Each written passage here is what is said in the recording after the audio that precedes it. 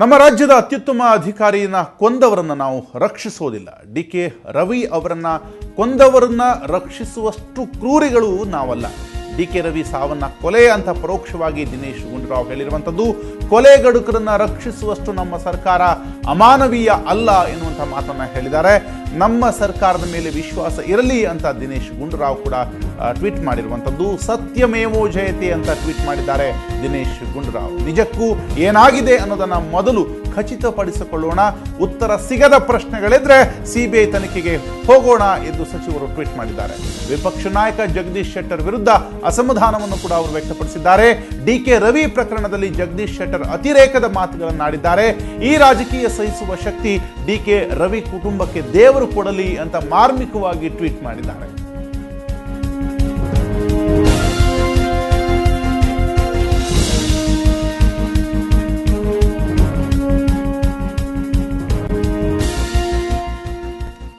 ದಿನೇಶ್ ಗುಂಡೂರಾವ್, ಕಾಂಗ್ರೆಸ್ನ ಮತ್ತೋರ್ವ ಸಚಿವ ದಿನೇಶ್ ಗುಂಡೂರಾವ್ ಹೇಳಿರುವಂಥದ್ದು, ಅಂದರೆ ಟ್ವೀಟ್ ಮಾಡಿರುವಂಥದ್ದು, ಕೊಲೆಗಡುಕರನ್ನ ರಕ್ಷಿಸುವಷ್ಟು ಕ್ರೂರ ಸರ್ಕಾರ ನಮ್ಮದಲ್ಲ. ಸರ್ಕಾರದ ಮೇಲೆ ವಿಶ್ವಾಸ ಇರಲಿ. ಡಿ.ಕೆ. ರವಿ ಅವರ ಸಾವಿಗೆ ಕಾರಣವನ್ನು ಮೊದಲು ಖಚಿತಪಡಿಸಿಕೊಳ್ಳೋಣ. ತದನಂತರ ಅಗತ್ಯ ಬಿದ್ದರೆ ಇದನ್ನು ಸಿಬಿಐಗೆ ಒಪ್ಪಿಸೋಣ. ನಮ್ಮ ಸರ್ಕಾರದ ಮೇಲೆ ವಿಶ್ವಾಸ ಇರಲಿ ಎನ್ನುವಂತಹ ಮಾತನ್ನ ಹೇಳಿರುವಂಥದ್ದು. ಒಂದು ಕಡೆ ಸರ್ಕಾರವೇ ಇದನ್ನ ಮೇಲ್ನೋಟಕ್ಕೆ ಆತ್ಮಹತ್ಯೆ ಅಂತ ಹೇಳ್ತಾ ಇದೆ.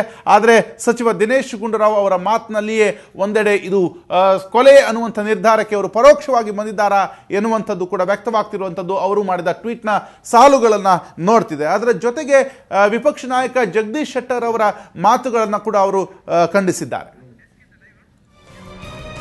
ಈ ಕುರಿತಾಗಿ ಇನ್ನಷ್ಟು ಮಾಹಿತಿಯನ್ನು ಪಡೆಯೋಣ. ನಮ್ಮ ಪ್ರತಿನಿಧಿ ವೀರೇಂದ್ರ ಉಪ್ಪುಂದ ನಮ್ಮ ಜೊತೆ ನೇರ ಸಂಪರ್ಕದಲ್ಲಿದ್ದಾರೆ ನ್ಯೂಸ್ ಡೆಸ್ಕ್ನಿಂದ. ವೀರೇಂದ್ರ, ಈಗಾಗಲೇ ದಿನೇಶ್ ಗುಂಡೂರಾವ್ ಮಾಡಿರುವಂತಹ ಟ್ವೀಟ್ ಒಂದಷ್ಟು ಕುತೂಹಲವನ್ನು ಕೆರಳಿಸಿರುವಂಥದ್ದು. ಅಂದರೆ ಒಂದು ಕಡೆ ರಾಜ್ಯ ಸರ್ಕಾರ ಇದನ್ನ ಆತ್ಮಹತ್ಯೆ ಅನ್ನುವಂಥ ನಿರ್ಧಾರಕ್ಕೆ ಬರುತ್ತೆ. ಸಚಿವರು ಇದನ್ನ ಕೊಲೆ ಅಥವಾ ಇದರ ಕೊಲೆಯ ಹಿಂದಿರುವವರು ಯಾರು ಅನ್ನೋದ್ರ ಬಗ್ಗೆ ಮಾತಾಡ್ತೀವಿ ಅನ್ನುವಂಥದ್ದು. ಅಂದರೆ ಇಲ್ಲೇ ಎಲ್ಲೋ ದ್ವಂದ್ವ ಇದೆ ಎನ್ನುವಂಥದ್ದು ಮತ್ತು ದಿನೇಶ್ ಗುಂಡೂರಾವ್ ಅವರ ಟ್ವೀಟ್ ನೋಡಿದ್ರೆ ಏನು ಅನ್ಸುತ್ತೆ ಅನ್ನುವಂಥದ್ದು. ರಾಘವೇಂದ್ರ, ಇಡೀ ರಾಜ್ಯದ ಪ್ರತಿಯೊಬ್ಬರೂ ಕೂಡ ಕೇಳ್ತಾ ಇರುವಂತಹ ಒಂದು ಪ್ರಶ್ನೆ, ನಿಷ್ಠಾವಂತ ಪ್ರಾಮಾಣಿಕ ದಕ್ಷ ಅಧಿಕಾರಿ ಡಿ.ಕೆ. ರವಿ ನಿಗೂಢ ಸಾವು ಕೊಲೆಯೋ ಅಥವಾ ಆತ್ಮಹತ್ಯೆಯೋ? ಈ ಪ್ರಶ್ನೆ ಎಲ್ಲರ ಮುಂದೆಯೂ ಕೂಡ ಇದೆ. ಯಾರಿಗೂ ಕೂಡ ಈ ಕ್ಷಣದವರೆಗೂ ಕೂಡ ಉತ್ತರ ಸಿಕ್ಕಿಲ್ಲ. ಈಗಾಗಲೇ ಸರ್ಕಾರ ಒಂದು ಕಡೆ ಅದನ್ನ ಆತ್ಮಹತ್ಯೆ ಅಂತ ಹೇಳಲಿಕ್ಕೆ ಹೊರಟರು ಕೂಡ ಜನ ಅದನ್ನ ಈ ಕ್ಷಣದವರೆಗೂ ಕೂಡ ಒಪ್ಪಿಕೊಂಡಿಲ್ಲ ಅನ್ನುವಂಥದ್ದು. ಇಂಥ ಸಂದರ್ಭದಲ್ಲೇ ಸಚಿವ ದಿನೇಶ್ ಗುಂಡೂರಾವ್ ಅವರು ಟ್ವೀಟ್ ಮಾಡಿರುವಂಥದ್ದು, ನಾನು ಯಥಾವತ್ತು ಅದನ್ನ ಮೊದಲು ಓದಿಬಿಡ್ತೇನೆ. ದಿನೇಶ್ ಗುಂಡೂರಾವ್ ಮಾಡಿರುವಂಥ ಟ್ವೀಟ್ ಇದು: please have some faith on the government. We are not so inhuman R cruel to protect the killers of one of our finest officers.